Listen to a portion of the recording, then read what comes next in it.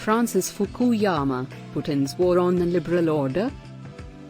The horrific Russian invasion of Ukraine on February 24 has been seen as a critical turning point in world history. Many have said that it definitively marks the end of the post-Cold War era, a rollback of the Europe whole and free that we thought emerged after 1991, or indeed, the end of history. Ivan Krastev, an astute observer of events east of the Elbe, has said recently in the New York Times that we are all living in Vladimir Putin's world now, a world in which sheer force tramples over rule of law and democratic rights.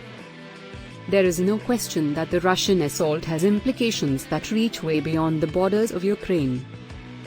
Putin has made it clear that he wants to reassemble as much of the former Soviet Union as possible, incorporating Ukraine into Russia and creating a sphere of influence that extends through all of the Eastern European states that joined NATO from the 1990s onwards. Though it is still too early to know how this war will evolve, it is already clear that Putin will not be able to achieve his maximal aims. He expected a quick and easy victory, and that Ukrainians would treat him as a liberator. He has instead stirred up an angry hornet's nest, with Ukrainians of all stripes showing an unprecedented degree of tenacity and national unity. Even if Putin takes Kyiv and deposes President Volodymyr Zelensky, he cannot in the long run subdue a furious nation of more than 40 men with military force.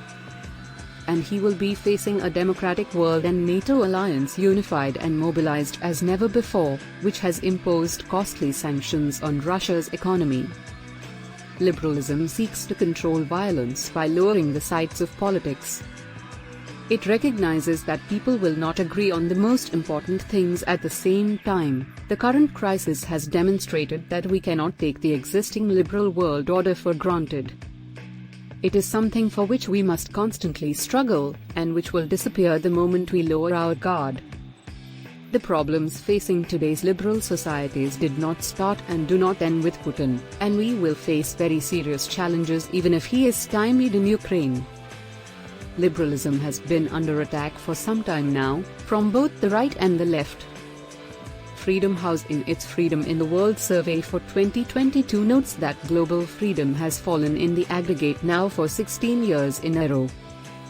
It has declined not just because of the rise of authoritarian powers such as Russia and China, but also because of the turn towards populism, illiberalism and nationalism within long-standing liberal democracies such as the US and India.